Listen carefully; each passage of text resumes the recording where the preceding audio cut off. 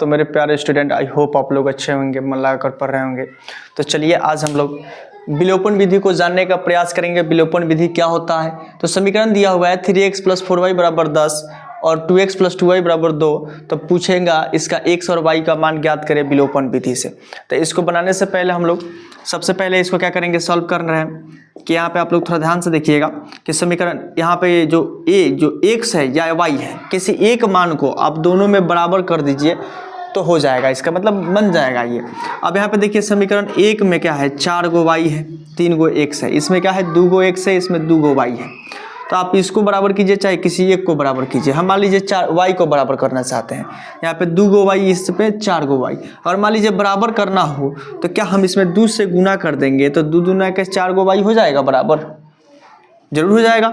ये 4 y को बराबर करना है तो यहाँ पे 2 y हमारे पास है, 4 चाहते हैं लाना, 2 से गुना कर देंगे, ठीक है। तो चलिए इसको लिखते हैं कि समीकरण 1 और समीकरण 2 गुने 2 से, समीकरण 2 में किससे गुना करना है, 2 से गुना करना है, ठीक है। अब उस तरीका से देखेंगे तो समीकरण हमारा है क्या है, 3x + 4y = 10। अब दूसरा का समीकरण में 2 से गुना करना है तो आप कीजिए 2 दूना के 4x, अब फिर यहाँ पे 2 दूना के 4y = 2 दूना के 4। अब यहाँ से आपको एक चीज़ को पता करना है, यहाँ से आप लोगों को एक चीज़ को सोचना है कि अगर साइन देखिए यहाँ पे ये +4y, यहाँ पे भी 4y, तो एक जैसा साइन दिखाई दे, मतलब हमको ये कहना चाह रहे हैं कि प्लस प्लस दिखाई दे या कहीं पे दिखाई दे माइनस माइनस, ठीक है। तो इसको आप लोग कुछ नहीं करना है, आप लोग लिखिएगा जोड़ने पर, सॉरी जोड़ने पर नहीं, घटाने पर। क्या चीज़, घटाने पर लिखिएगा, यानी घटाइएगा। अगर आपको दिखाई दे कि प्लस माइनस या माइनस प्लस, तो इसको हमेशा क्या कर देना है, आपको जोड़ देना है, जोड़ने पर लिखना है, ठीक है। तो अगर मान लीजिए अब बीच में दोनों प्लस प्लस है तो क्या कहेंगे, जोड़ेंगे या घटाएंगे, तो इसको घटाना पड़ेगा, यानी प्लस प्लस साइन है तो अब मान लीजिए लिखेंगे घटाने पर, घटाने पर। अब घटाइएगा तो यहाँ पे माइनस ही प्लस है तो माइनस, यहाँ पे भी माइनस। अब देखिए 4y प्लस माइनस कट गया।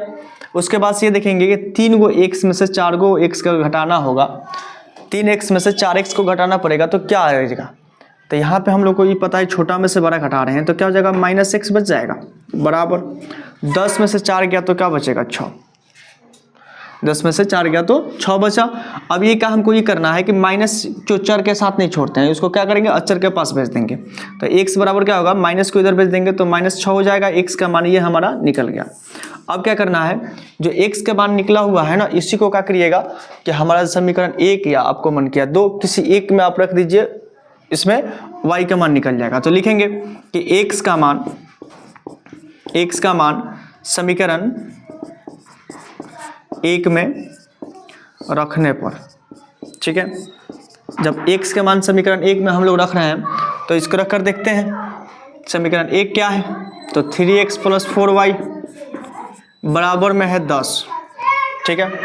3x + 4y = 10। x का मान कितना है, तो 6, तो 3 गुने -6 अब +4y = 10 हो जाएगा, ठीक है।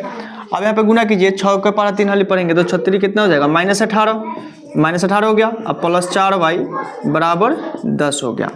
अब इसको ही हम देखेंगे, इसमें चर राशि कौन सा है, तो 4y है, तो 4y को लिख लीजिए आप यहीं पे, बराबर दीजिए। बराबर के इधर क्या है, 10, तो 10 लिखा गया। अब देखिए बराबर का पहले -18, तो बराबर कैसे आएगा, तो यानी हो जाएगा +18 हो जाएगा, यानी 4y बराबर क्या हो जाएगा, 18 को 10 को कितना हो जाएगा, 28 को हो जाएगा। उसी तरह का अब y बराबर क्या लिखेंगे, 28 बटा गुना में y के साथ 4 है तो भाग में चल जाएगा 4। अब इसको आप काट दीजिए, 4 × 7 = 28, यानी 7 बार में कट रहा है। तो आप लिख सकते हैं कि अतः x बराबर कितना आया था, -6, और y बराबर कितना आया था, 7। तो इस तरीका से हम लोग विलोपन विधि को बनाते हैं। अगर आप लोगों को वीडियो अच्छा लगे तो लाइक शेयर कमेंट करना नहीं भूलिएगा, और लास्ट तक देखने के लिए बहुत बहुत शुक्रिया। Thank you.